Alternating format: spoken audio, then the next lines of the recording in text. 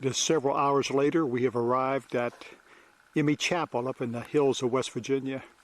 It's probably called Emma Chapel, but when I was a kid, I remember it as Emma Chapel. This is where our family, the Lee family, used to go for reunions every summer.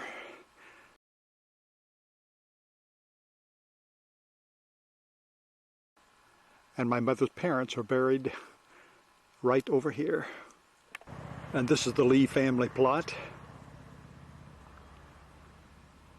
And this is my grandfather's headstone, Jasper. My mother's father. And my grandmother, Luhamie Lee.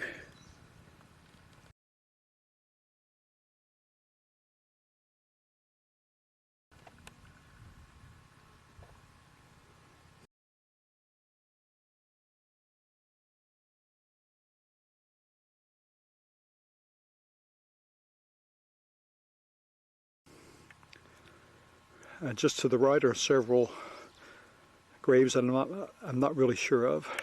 I know my mom had a younger sister who died at a young age, and her name was Lucy, but I'm not sure if this is it. But when I get to Gallup Police in an hour or so, Peachy will know.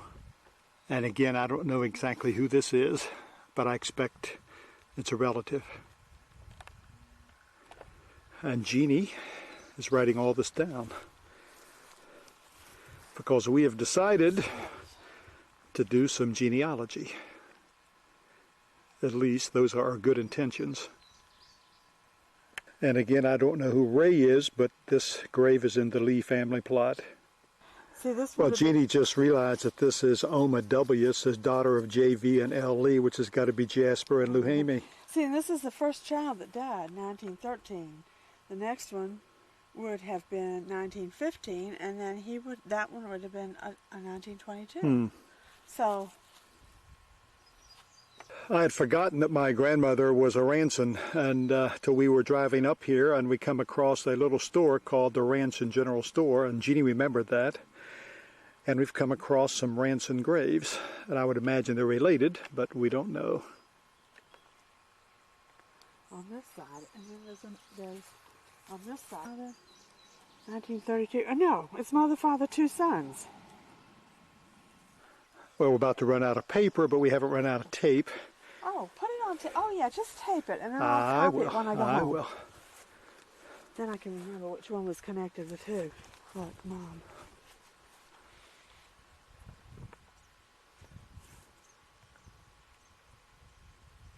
I think I taped these, but just to make sure.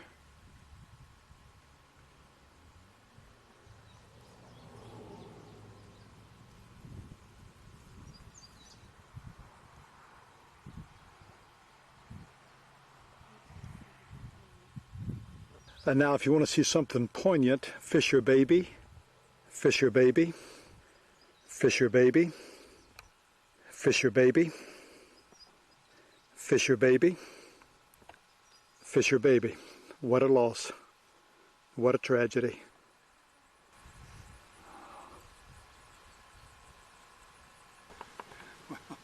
Okay.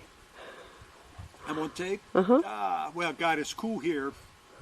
We're still at Emma Chapel, and Emma Chapel's about a 30-minute, 15-mile ride from the main highway, which is Route 64 down by the Kanawha River. And I remember we came up here for Lee family reunions every summer, and my mom and I and Jim would get in Uncle Gerald and Aunt Clara's car, an air-conditioned car, and drive up the it's paved now, but it was gravel then. We would have right behind Jeannie is a parking lot, but back then it was just a picnic area. And I just remember all that good food.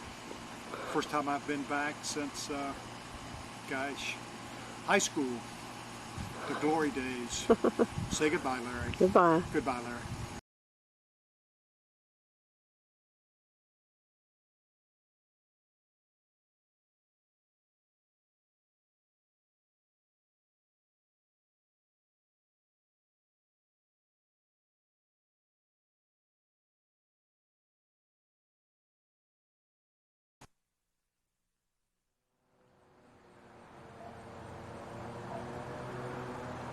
It's about 4 hours later. We've arrived in Dunbar. I had dinner with Peachy and Eugene and their kids. And this house, I just learned, was the house that my grandfather Jasper, we just left his gravesite, built in Dunbar, probably back in the 40s. And I learned more from Peachy later. Peachy was born in this house.